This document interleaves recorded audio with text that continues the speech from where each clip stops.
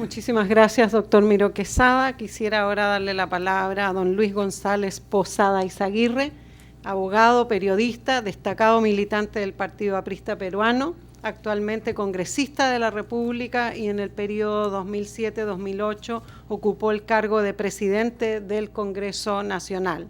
En el primer gobierno del presidente Alan García se desempeñó como ministro de Justicia, representante del Perú ante la Organización de Estados Americanos y como ministro de Relaciones Exteriores.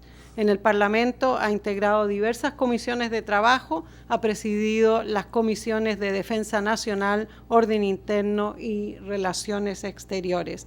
Es autor de los libros Seguridad Ciudadana, Política de Estado, Diplomacia Aprista y Los Antipatriotas. Muchísimas gracias. Adelante, doctor Luis González Posada. Muy bien, muchas gracias, señora representante de la OEA. Y naturalmente lo primero que debemos hacer es saludar este evento, que es una tribuna de análisis y de reflexión. Y al saludarlo no puedo omitir, señor secretario de Estado de España para Asuntos Iberoamericanos, saludar el rol de la Universidad San Martín. Es un gran impulsador de estos eventos, no solamente a través de su rector, Raúl Bao, sino de nuestro amigo Hugo Guerra, que está acá presente. Yo cuando lo escucho al embajador Juan Pablo de la Iglesia, escucho primero al secretario de Estado de España para Iberoamérica, pero también escucho a quien representa de alguna manera la voz de los 27 países integrantes de la Comunidad Europea.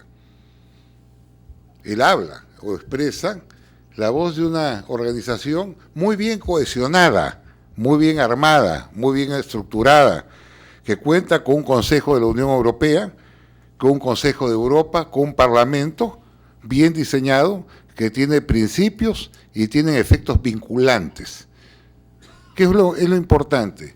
Y cuando yo lo escucho, yo puedo decir que podría hablar a nombre de los países desunidos de América, porque es la verdad.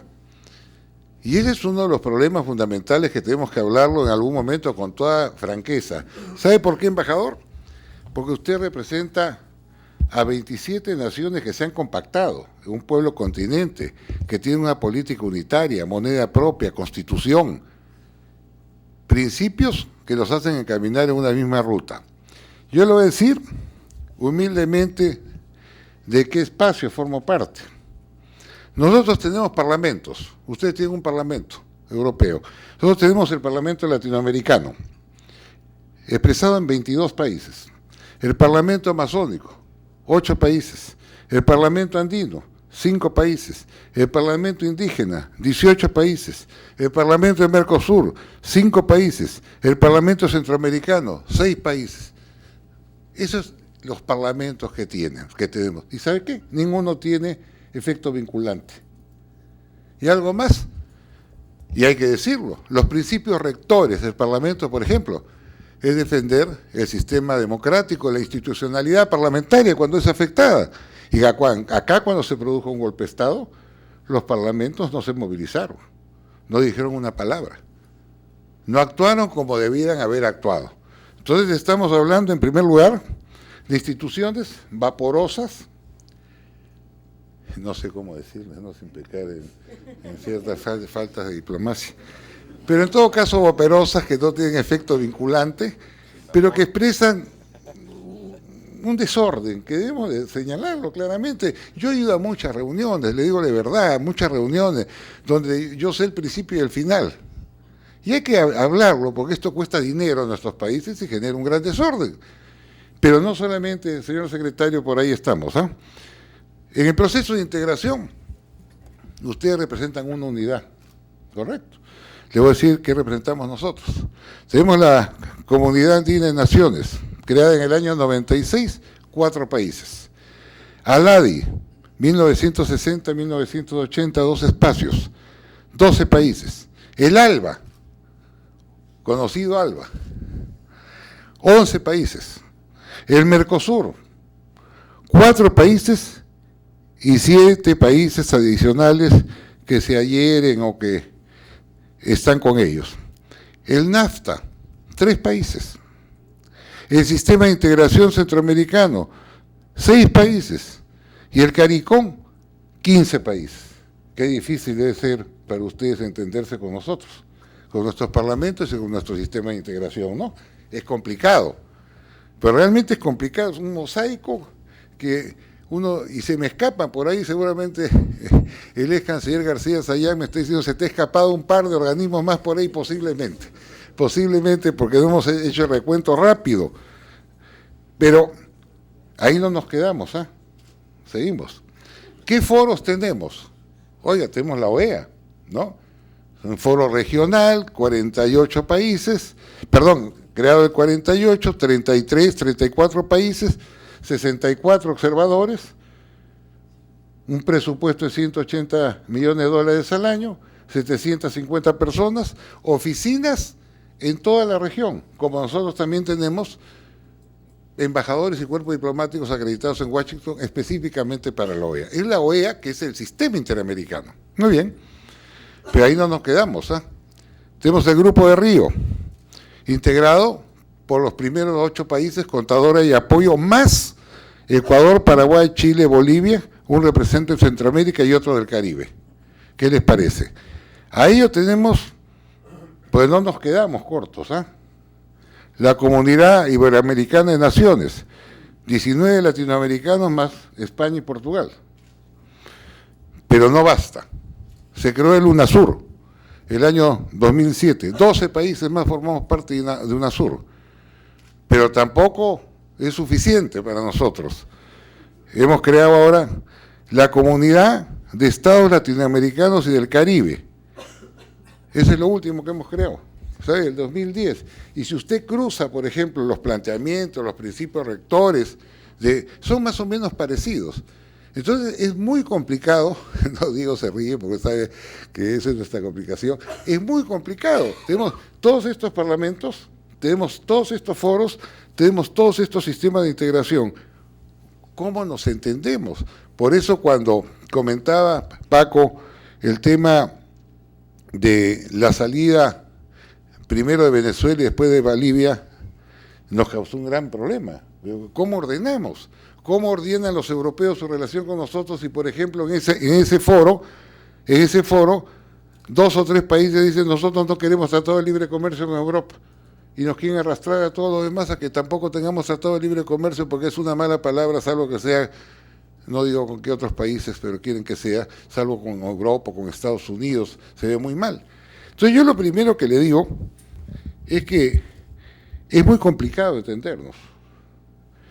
Pero también debemos decir que hay un déficit alarmante entre los principios, las proclamas y los resultados. Le pongo 2 casos muy simples. Drogas. Acá hay una alianza internacional de lucha contra las drogas entre los países productores y consumidores.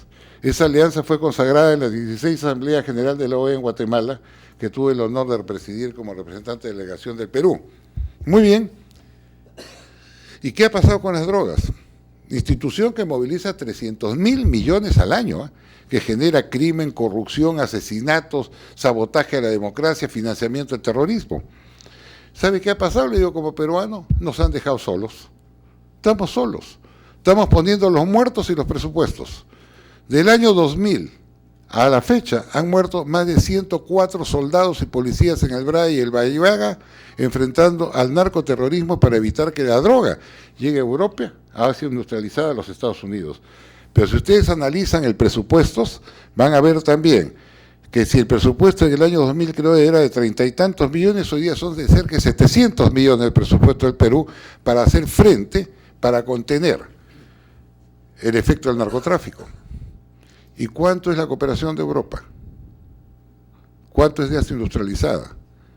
Y de Estados Unidos, que era el país más cooperante, ha reducido su cooperación de un promedio de cerca de 130 millones de dólares al año a 51 millones de dólares. Entonces, yo lo que le digo, oiga, muy bien que se hable de drogas, muy bien que se asume el compromiso, pero ese compromiso tiene que tener una correspondencia en hechos concretos, porque si no la tiene, la batalla está perdida. Ese es un hecho claro. Y cuando hablamos de drogas, hablamos de la CICAT, a que lo oía. Pero la pregunta que nos hacemos todos los latinoamericanos, ¿y por qué no certifica la CICAT? ¿No creemos que la CICAT tiene una mayor independencia para ser el órgano de certificación de los avances o retrocesos en la lucha contra las drogas? Yo creo que sí, yo creo que es lo lógico. Y decimos esto, yo culmino porque me extiendo en el tiempo, y cuando hablamos de armamentismo, que créame, es la página más sucia y negra en la historia de América Latina. Así lo digo. Somos países pobres los latinoamericanos, tenemos 180 millones de pobres, 75 millones de indigentes, 180.000 niños, señor secretario de Estado, de acuerdo a los informes de Naciones Unidas, 180.000 niños latinoamericanos que se mueren de hambre, desnutrición o falta de atención a su salud. Pero en paralelo, se están comprando armamento y tecnología de punta, de alto poder ofensivo, que solamente sirven para una guerra internacional. En UNASUR se han comprado en los 4 últimos años 25.000 millones de dólares.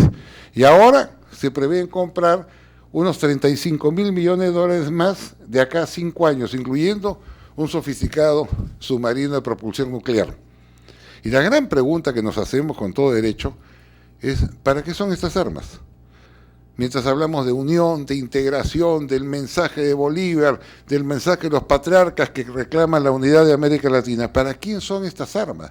Mientras Europa se ha compactado, a nadie se le ocurre apuntar un cañón contra otro país, acá estamos comprando armas que significan despilfarro de recursos, crear asimetrías, desconfianza entre nuestros países, recelos, corrupción. Esa es la verdad. Entonces, habrían muchos puntos que podemos tratar, porque acá somos responsables todos, pero también que nos venden armas. Estados Unidos y Europa nos venden armas, y lo decimos. Todos somos responsables, salvo que querramos complacientemente poner nuestra firma en esta página oscura que se está escribiendo en la vida social de América Latina. Todos nos venden armas, y nos crean temores, miedos, nos construyen hipótesis de guerra, para que sigamos gastando. Y yo termino diciendo, señor secretario de Estado, ¿qué cosa hace, por ejemplo, la CAF? ¿Qué hace el Banco Mundial? ¿Qué hace el Banco Interamericano de Desarrollo? ¿Qué hace el Fondo Monetario Internacional? Es decir, ¿qué hacen los organismos multilaterales de crédito para beneficiar por lo menos con créditos excepcionalmente blandos a aquellos países que no han entrado a esta vorágine de carrera armamentista y sancionar a los países que sí han ingresado? ¿Por qué no existe siquiera una diferenciación? O sea, yo a usted le exijo, como Fondo Monetario, una economía responsable, que reduzca el número de empleados públicos, que no subsidie, porque quiero una economía sana. Pero yo no digo nada de que, por un lado, le habilito préstamos y por otro lado, usted gasta presupuestos en armas. De tal manera que yo creo que jornadas como esta, y yo por eso saludaba esta iniciativa, saludaba a la Universidad San Martín, deben ser jornadas abiertas para reflexionar sobre temas que al final nos interesan a todos que funcionen adecuadamente.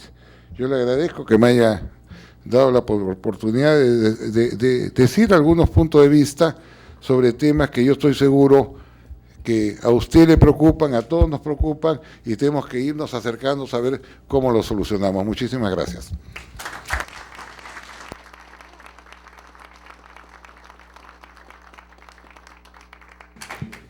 Muchísimas gracias, señor González Posada. Vamos a tener ahora una sesión de preguntas y respuestas para la participación de la sociedad civil en esta reunión también. Tienen ustedes la palabra, hay por ahí micrófonos, y si no hay micrófonos les pido que se paren y que indiquen con la mano quiénes son. Hay micrófono, y si me pueden, por favor, si se pueden presentar. Comentarios, dudas, preguntas. Siéntanse muy libres, esta es la práctica en las cátedras de las Américas. Tenemos un excelente ponente y 2 excelentes comentaristas con nosotros. Don Diego García Sayán. Aquí adelante, por favor. Gracias, Irene. Aquí la intervención de Lucho pues ha puesto un anzuelo para que todos participemos y reaccionemos. Gracias por la presentación a Juan Pablo de la Iglesia y los dos comentarios que han sido muy consistentes. Yo quisiera un poco referirme a la ambivalencia de la realidad, ¿no?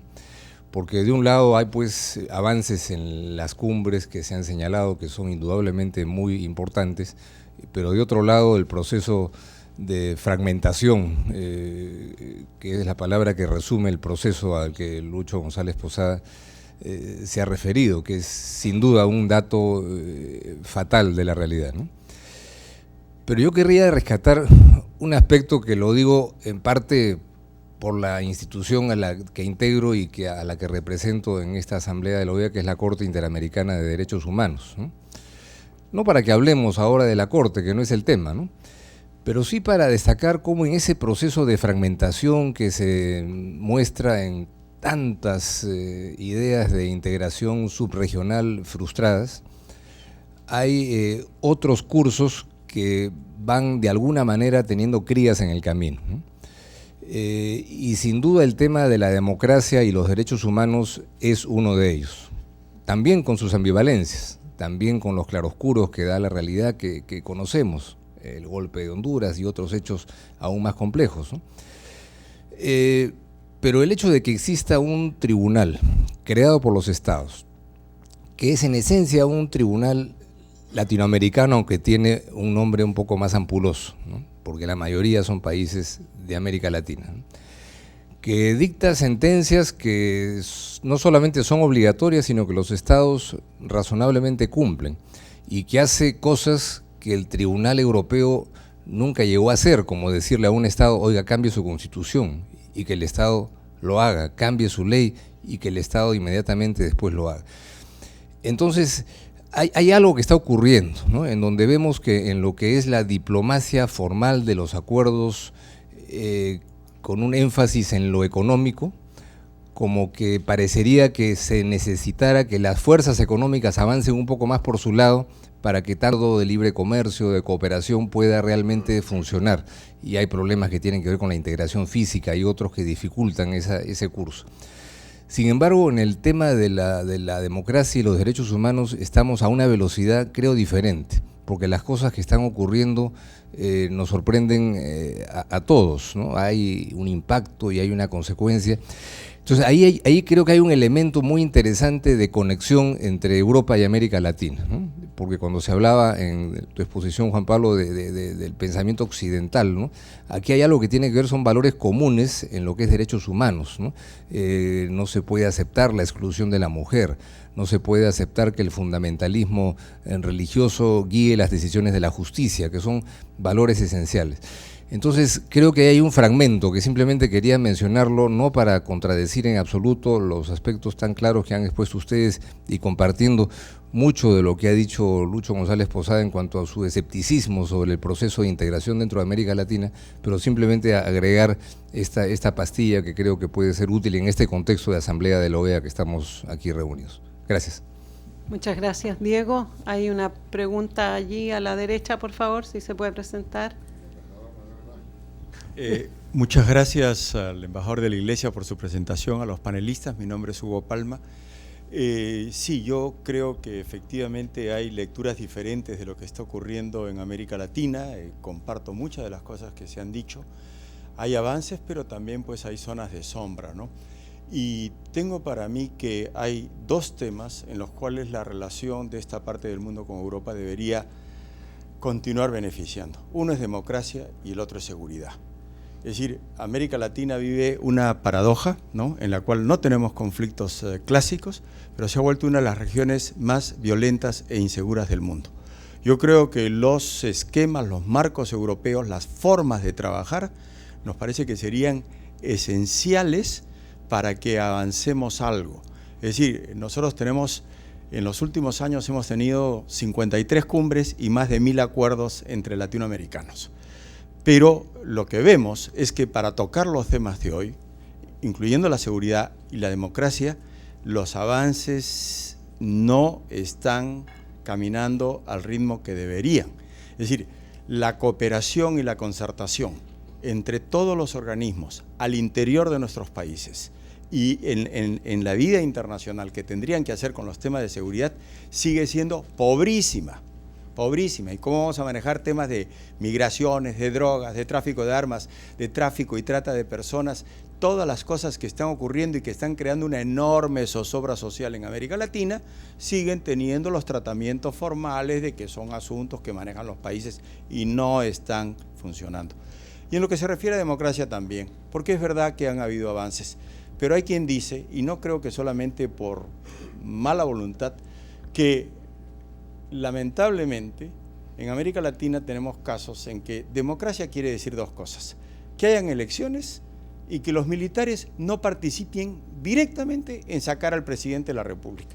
Hay 10 gobernantes latinoamericanos que no han concluido sus mandatos, hay montones de formas de erosión de la calidad democrática que las dejamos pasar porque el principio de no intervención que se hizo para evitar imposiciones externas nos sirve en este caso para decir que una vez que hemos sido elegidos podemos hacer lo que querramos. Yo creo que hay mucho de eso y en esos dos temas me parece que la relación de Europa con América Latina sería extraordinariamente provechosa. Muchas gracias. Muchas gracias, señor Palma. Sí, por favor, aquí a la izquierda, micrófono. Buenas noches, buenas tardes. Felicitar al conferencista y a los comentaristas por sus buenas exposiciones.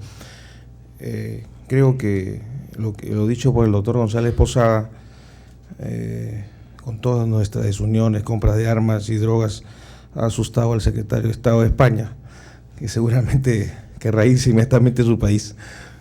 Pero fuera de bromas, uno de los puntos básicos, creo, también en la cooperación de Unión Europea con Iberoamérica, es el asunto de las migraciones, ¿no? Ha habido alarmantes anuncios de la Unión Europea de encarcelar, de expulsar a los migraciones, cuando un poco se olvidan que América Latina y América en general abrió las puertas a Europa en muchos momentos de crisis en toda la historia, no solamente colonial sino republicana.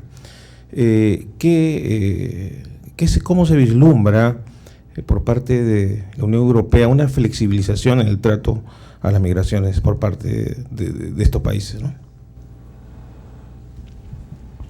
Tomo una pregunta más, después damos una vueltita por aquí y volvemos a la audiencia. Por allá, bien. Aquí adelante, por favor, a la izquierda. Hola, mi nombre es Carlos Mladenich. Una consulta para el profesor de la Iglesia.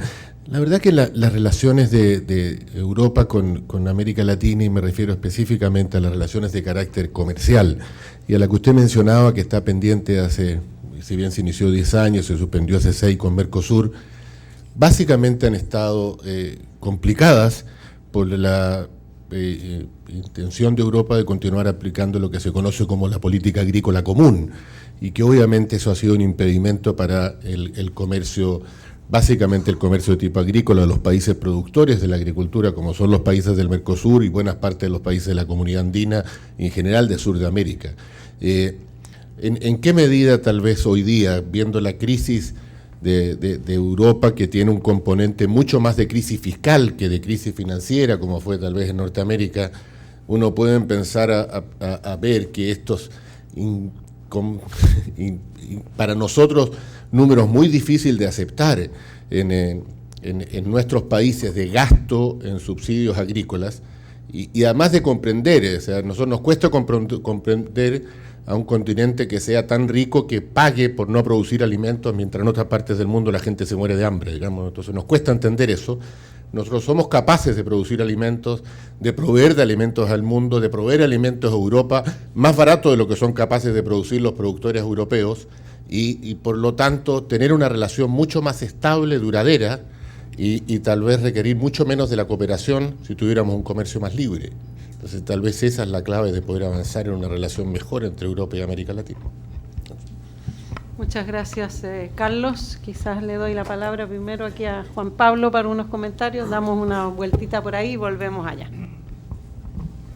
Bueno, yo quería agradecer en primer término a los dos comentaristas sus sugerentes comentarios que realmente complementan muy bien el punto de vista que yo he estado explicando, ¿no? Efectivamente,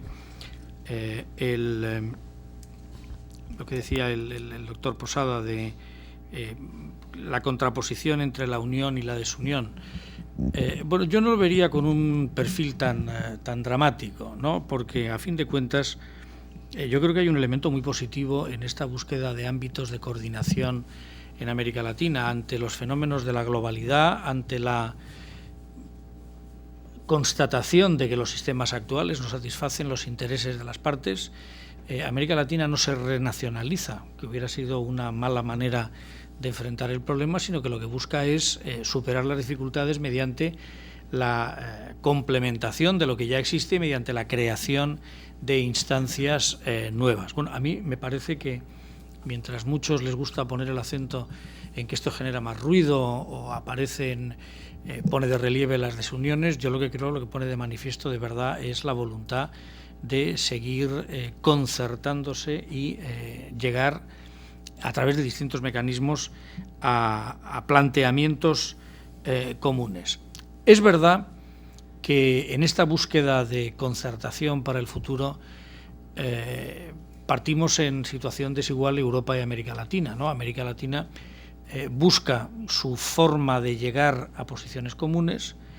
Europa nació desde el principio con la vocación de concertar políticas y por lo tanto tenemos ya una larga experiencia en lo que eso supone, ¿no? Aunque cuentan que Kissinger decía que dónde estaba el número de teléfono de la Unión Europea, lo cierto es que ya en la época de Kissinger, pues la política agrícola común, entre otras, era una política que era una única política para todos los ciudadanos europeos. Por consiguiente, es verdad que nosotros hemos avanzado mucho en eso, pero también lo que vemos en América Latina, yo no vería tanto, no pondría el acento, desde luego, en lo que tiene de desunión y de multiplicidad, sino de voluntad de concertarse en foros más ad hoc. Quizá, cada uno de ellos responde a una necesidad. Pero en el caso de los parlamentos, por ejemplo, ¿no? Donde hay tantos parlamentos. Ahora, en el marco de la cumbre, ha habido una reunión del Parlamento Latinoamericano y el Parlamento Europeo. Luego ha habido una serie de secciones que se han reunido. Pero a pesar de esa multiplicidad de parlamentos en el ámbito latinoamericano, la interlocución con el Parlamento Europeo está claramente establecida. Ha habido unas resoluciones, por cierto, nada fáciles de acordar, pero hay una relación estable entre los parlamentos de Europa y de América Latina, ¿no? O sea que muchas veces, aunque existe una gran multiplicidad, no es necesariamente un obstáculo para que haya una concertación sobre temas que interesan a ambas partes, ¿no? Un poco lo mismo era lo que refería el doctor Sayán con la ambivalencia de la realidad. Y también está en relación a lo que decía el embajador, el señor Palma, ¿no? Yo creo que lo importante de la cumbre, si me permiten llevar el ascua un poco a mi sardina, lo importante de la cumbre es que hemos terminado un ciclo. Quizá por eso todas estas reflexiones son particularmente oportunas, ¿no? Hubiera sido muy irresponsable que tratáramos de solucionar la dialéctica entre debemos ir a unas relaciones con regiones o con países, antes de terminar el trabajo que ya estábamos hecho para tratar de consolidar una relación entre regiones. No es menos cierto que estos acuerdos, estos planteamientos, vienen de muy atrás, vienen de problemas, y déjeme parafrasear a lo que decía el presidente Piñera en la sesión de clausura de la cumbre, donde decía que lo que teníamos que aprender en la relación birregional era a enfrentar los problemas del siglo XXI con los instrumentos del siglo XXI, que no podíamos dejar que crecieran los problemas a una velocidad y los instrumentos para resolverlos a una completamente distinta, que es una reflexión perfectamente válida. Pero hemos llegado hasta aquí, hemos cerrado el ciclo y ahora podemos construir sobre una base más sólida. Naturalmente, en esa relación que queremos estratégica y que tiene ya contenidos, la seguridad, con todas las dificultades de la diversidad de los problemas, el fortalecimiento de la democracia y la defensa de la democracia son ingredientes fundamentales. Lo primero que deberemos hacer en esas relaciones estratégicas es proteger nuestros propios valores. Pero hemos terminado un ciclo y tendremos que ahora sí replantear sobre esa base cómo va a ser nuestra relación, porque habrá temas que requieran o que permitan un enfoque global y habrá otros que en cambio requieran un tratamiento mucho más individualizado y por consiguiente una terapia y unos trajes más a medida, no necesariamente a lo mejor en el marco de las subregiones que ahora existen. La prueba de la evolución de Lacan muestra cómo no son hechos estáticos, ¿no? Entonces habrá que adaptarse a cada una, pero habremos cerrado el ciclo de lo que venía del pasado y lo hemos cerrado de una manera positiva. Ahora podemos iniciar la discusión de otras dialécticas. Las migraciones son un fenómeno que ha estado siempre entre nosotros, pero que ha venido a instalarse de otra manera, simplemente porque ha cambiado el sentido del flujo y porque han cambiado las relaciones económicas entre una y otra parte. Yo creo que en general la actitud de Europa hacia la migración, Europa no la hemos sabido plantear, expresar y explicar. Europa no es esa fortaleza que se dibuja, aunque solo sea por una consideración básica y que todos ustedes comparten y comprenden, y es que el desarrollo de Europa no es posible sin el concurso de la inmigración. Para que la bicicleta siga andando, para que los pensionistas cobren sus pensiones, hace falta que se produzca un crecimiento que, dadas las pirámides de población europeas, es imposible de conseguir si no hay un aporte de la inmigración. Por consiguiente, la idea de la fortaleza, del rechazo, de la expulsión, hay mucho de frases hechas, de valores entendidos, pero hay poco de la realidad. Por ejemplo, la crisis que afecta y duramente, por ejemplo, a España en términos de empleo, país que más estamos sufriendo en términos de empleo. Cualquiera hubiera pensado que se habría producido o una política masiva, dirían los más exagerados, de expulsión de inmigrantes o simplemente una salida de los inmigrantes que no encontraban oportunidades. Bueno, si las cifras no fallan, en el tiempo que llevamos de crisis y a pesar de los programas pactados con algunos países, en el caso concreto de Ecuador, pactados con Ecuador, para el regreso incentivado, ha habido 11.000 ciudadanos que se han acogido a estos programas. En España hay 1.800.000 inmigrantes latinoamericanos. Es decir, enfoquemos el programa de la inmigración en sus justos términos sin complicarnos algo que ya lo es con unos nuevos mitos construidos de una u otra manera. Lo cierto es que es un problema que tenemos que enfrentar, es un problema en el que tenemos que aportar soluciones, que afecta a los derechos de los ciudadanos y que por consiguiente tanto los países de origen como los países de destino como los países de tránsito tenemos que abordar conjuntamente. Y me gustaría subrayar que sobre este tema ya tenemos un diálogo estructurado la Unión Europea y América Latina, que se viene desarrollando desde hace 2 años. Durante nuestra presidencia ha habido 2 reuniones, una técnica y una política. Hay un listado de temas que están sobre la mesa y vamos avanzando, bueno, quizá no con la espectacularidad que algunos esperaran de esto, ni pudiendo evitar los incidentes siempre penosos que se producen en la vida diaria. Pero desde luego hay una conciencia de que es un tema que no podemos abordar una vez más en solitario, sino conjuntamente. Hay un programa de trabajo y lo estamos desarrollando. La pregunta sobre Mercosur y la PAC. Es importantísimo haber roto la dinámica de la frustración y del estancamiento. Y no han faltado, también en la Unión Europea, quienes han dicho que algo más que la negociación va a ser difícil, que es una negociación sin futuro, y se han adelantado a decir que ellos tienen, ya ha habido un grupo de 7, 8 países europeos que han dicho que, bueno, mucho cuidado con esta negociación, a ver a dónde nos va a llevar. Pero lo cierto es que las circunstancias son radicalmente distintas a las de hace 7 años, ¿no? Y me parece que algo decía yo en mi exposición al principio. En aquella época, lo que no fuera productos agrícolas no tenía cabida, porque la producción industrial de los países del Mercosur no era lo suficientemente ni competitiva ni importante, ni tenía mercado en Europa. No digamos en el terreno de los servicios. Tampoco había nada sobre la mesa. Por consiguiente, todo había que fiarlo a las toneladas de carne, soja o a lo que fuera, en un contexto en el que hay una política también mal explicada. No es una política solo de subsidios, es una política de población, es una política de fijación del ciudadano, de mantenimiento de la estructura territorial y poblacional de unos estados que de otra manera se habrían visto sus campos absolutamente despoblados. Bueno, ya hoy en España es más barato comprar un pueblo que una vaca, ¿no? Es decir, que no es solamente el componente de subvencionar el litro de leche, es que el territorio esté ocupado y esté utilizado. Pero bueno, cierro el paréntesis, cierro el comercial de la PAC, que además está en revisión, y voy a lo que interesaba. Ahora ya no es solo el capítulo agrícola el que cuentan las relaciones entre Europa y el Mercosur. El mercado de compras públicas de Brasil es mayor que todo el mercado de compras públicas y privadas de la India, el otro gran acuerdo de asociación que está tratando de negociar la Unión Europea. Europa ha pasado a ser en estos 6 años de estancamiento el primer socio comercial del Mercosur. El destino preferente de las inversiones europeas en América Latina son los países del Mercosur.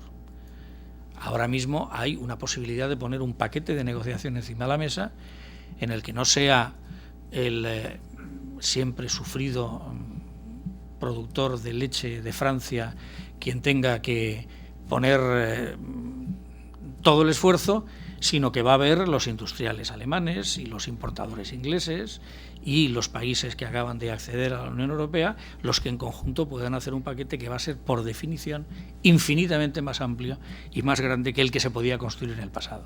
Por eso ahora sí hay oportunidad y sí hay posibilidad de llegar a un acuerdo que antes no lo había. ¿Comentario? ¿Algún comentario de nuestros comentaristas? No. Bueno, yo desafortunadamente dejé un par de manos alzadas, pero voy a tener que cerrar esta sesión. Lo siento muchísimo. Quisiera agradecer a nombre del secretario general de la OEA, don José Miguel Insulza, a nuestro orador y a los 2 panelistas por estas excelentes reflexiones sobre estos temas importantes de la agenda interamericana y la agenda global.